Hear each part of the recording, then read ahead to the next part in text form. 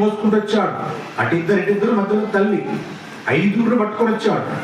వస్తే ఆయన నడిచేటప్పుడు ఏమైంది? కుదుపులు వస్తాయి కదా, అప్పుడు ఇటు కదులుతుంటాడు కదా, ఆ కుదుపులు ఇక్కడ ఉష్ణం వల్ల ఏమవుతారు, వాళ్ళ కొళ్ళు నొప్పులు ఉంటున్నాయి. మీరు చూడండి, కొన్ని రకాలుగా మనం పిల్లవాళ్ళు ఎత్తుకొని పోతే గబగబా నడుస్తుంటే నడిచేవాడికి నొప్పి రాదు, మన మీద కూర్చున్నవాడికి నొప్పులు వస్తాయి. ఆ కదలికలు 2 బండ్ల మీద పోతుంటే బాగా ఎత్తు అనుకున్నటువంటి దారిలో పోతున్నాం అనుకోండి, బండికి ఏం కాదు, మనకి ఒళ్ళంతా నొప్పులు వస్తాయి కదా. అలాగే ఇక్కడ ఏం జరిగిందంటే చిత్రము, భీమసేనుడికి రాలే ఒళ్ళు నొప్పులు, ఆయన మీద కూర్చున్నటువంటి ధర్మరాజుకు, అర్జునుడికి, నకుల సహదేవులకు కుంతిమాతకు వచ్చింది అలిష్ట ఒళ్ళు నొప్పులు. అంటే ఆయన అటు తిరిగి ఇటు తిరిగి ఇటుకి అటుకి కాలు తీసి కాలు కింద వేస్తుంటే ఆ రకంగా కదుపులు అవుతాయి కదా, అయ్యేటప్పుడు వాళ్ళకి ఆ ఒళ్ళు నొప్పులు వచ్చేసాయి. కాబట్టి ఆ రకంగా వాళ్ళు 5 కూడా అంతలా ఎత్తుకొని వస్తున్నటువంటి కుదుపులకి వాళ్ళు బడలిపోయారు.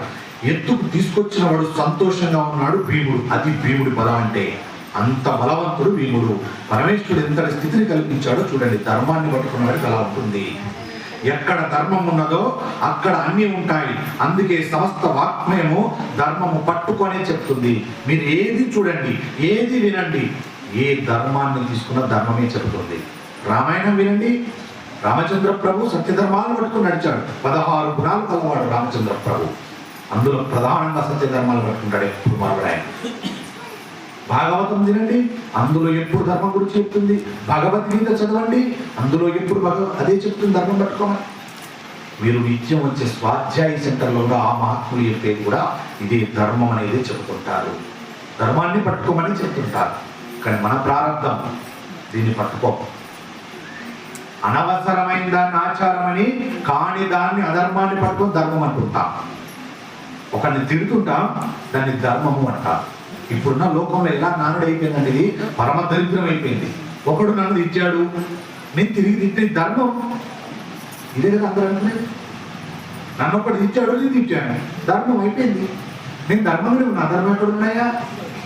దీన్ని చట్టం చేసేస్తున్నారు. ఇది ఆచారం అంటున్నారు, ఇది సాంప్రదాయం అంటున్నారు. ఎలా సాంప్రదాయం అవుతుంది? మీరు నన్ను తిట్టారు, నేను తిట్టడం ధర్మమా? కాదు. మీరు నన్ను తిడితే అలా తిట్టకూడదని చెప్పడం ధర్మము, నేను నిన్ను తిట్టకపోవడం ధర్మము. ఇంకా బాగా మాట్లాడితే 10 మంది వచ్చి, ఏమయ్యా ఆయన నిన్ను అందలా తిడుతుంటే అలా ఊరుకున్నావే, చీమునెత్తు లేదా, నీకు రోషం లేదా, అలా ఊరుకుంటున్నావు, తిట్టురు నీకే తప్ప అన్నారనుకోండి. అప్పుడు అలా మహానుభావుడు, అయ్యో నన్ను ఆయన తిడుతున్నాడంటే పాపం ఆయన నోరు ఎంత నొప్పి పెడుతుందో.